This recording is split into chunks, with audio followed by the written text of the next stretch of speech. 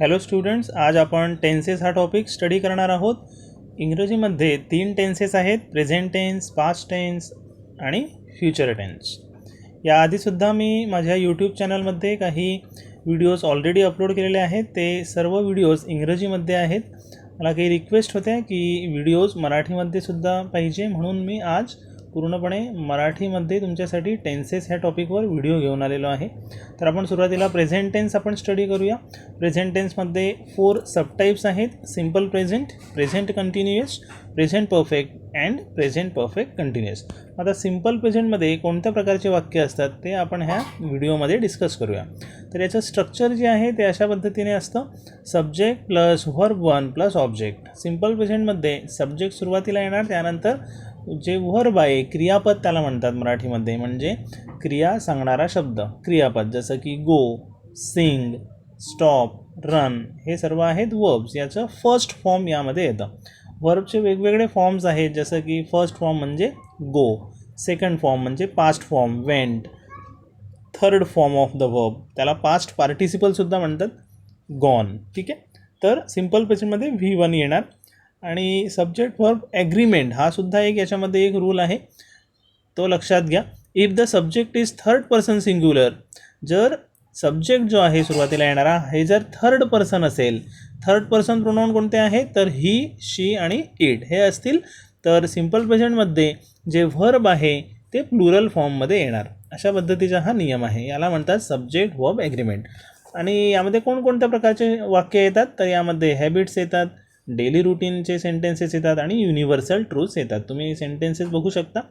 Habits बघा कशा पद्धतीने सांगितले आहेत: I read books, you wake up late, he speaks fast. Subject verb agreement, he speaks. Okay. She goes for jogging. Daily रुटीनची sentences: I read a novel, he goes to the office at 10 AM, she cooks food at 1 PM. Universal truths म्हणजे अशी वाक्य की जे universal truths आहेत, म्हणजे सत्य परिस्थिती आहे. The sun rises in the east, हे एक नैसर्गिक सत्य आहे जे बदलू नाही शकत. तर अशी वाक्यसुद्धा सिम्पल प्रेझेंटमध्ये सांगितली जातात. The stars shine in the sky, हे युनिव्हर्सल ट्रूथ आहे. तर अशी वाक्यसुद्धा सिम्पल प्रेझेंटमध्ये सांगितली जातात. सब्जेक्ट वर्ब ॲग्रीमेंट याला अजून एकदा आपण काही वाक्य आपण बघू, म्हणजे तुमच्या लक्षात येईल. हे पहा: I send an email, you send an email.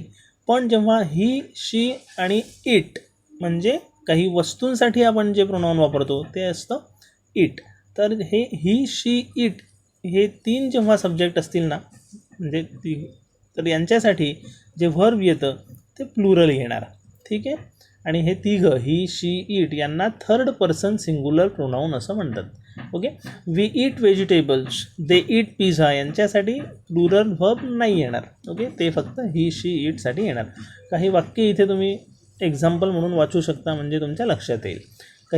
काही एक्झाम्पल्स पण इथे तुम्ही व्हिडिओ पॉज करून स्टडी करू शकता. आता आपण काय करू, हा पॅसेज आता आपण वाचू आणि याच्यात तुम्हाला लक्षात येईल की सिम्पल प्रेझेंटसुद्धा जर तुमच्या लक्षात आला तर कशा पद्धतीने तुम्ही साधी वाक्य बनवू शकता. It is monsoon season going on, it is raining outside, Neeraj wants to visit the mall, he is taking admission for 5th standard, he is planning to go to the mall with his parents, his parents are working with Daffodil school, the time they are going late, this time they are going late for admission due to heavy rain, they have a plan to buy new uniform and shoes for Neeraj, therefore Neeraj is happy to join new class. यामध्ये simple प्रेझेंटचे काही वाक्य तुम्हाला दिसतील. बघा कोणते आहेत ते वाक्य. थर्ड सेंटेन्स पहा: Neeraj wants to visit the mall, नीरजला मॉलला व्हिजिट करायची आहे. ठीक आहे. आणि नीरज हे ही आहे, ही शीटचा आपण नियम पाहिला, तर वॉन्ट्सचं प्लुरल आलेलं आहे तिथे, वॉन्ट्स. ओके. तर अशा प्रकारचे वाक्य इथे तुमच्या लक्षात येतील. तर अशा पद्धतीने आपण आज सिम्पल प्रेझेंट हा फर्स्ट जो सब टाईप आहे तो पाहिलेला आहे. ठीक आहे. यानंतरसुद्धा मी काही व्हिडिओज बनवणार आहे पूर्ण टेन्सेस सिरीजवरती, तर तुमच्या अवश्य लक्षात येईल की किती सोप्या पद्धतीने आपण टेन्सेस हा टॉपिक शिकू. ठीक आहे. तर काही सेंटेन्सेस तुम्ही प्रॅक्टिस करा. ठीक आहे. काही वर्ब शोधून काढा. आपण जे डेली बेसिसचे जे काही महत्त्वाचे व्हर्ब्स आहेत 20, 30 असे सिलेक्ट करा आणि त्यावरती ह्या स्ट्रक्चरवरती लक्ष द्या. Subject, verb 1 plus object. Object कशाला म्हणायचं? तर ऑब्जेक्ट म्हणजे एखादी वस्तू असू शकते ऑब्जेक्ट, जसं की ही राईट्स अ लेटर. ठीक आहे. एखादी व्यक्तीसुद्धा असू शकते. I send him a letter. I send him a letter. इथे हिम जे आहे हे सुद्धा ऑब्जेक्ट आहे. तर अशा पद्धतीने सब्जेक्ट, व्हर्ब 1 प्लस ऑब्जेक्ट असं स्ट्रक्चर आज तुम्ही एकदम लक्षात असू द्या, म्हणजे सिम्पल प्रेझेंट तुमच्या अगदी सहज लक्षात येईल. ठीक आहे. आपण यानंतरच्या व्हिडिओमध्ये प्रेझेंट कंटिन्युअस टेन्स स्टडी करणार आहोत. थँक्यू.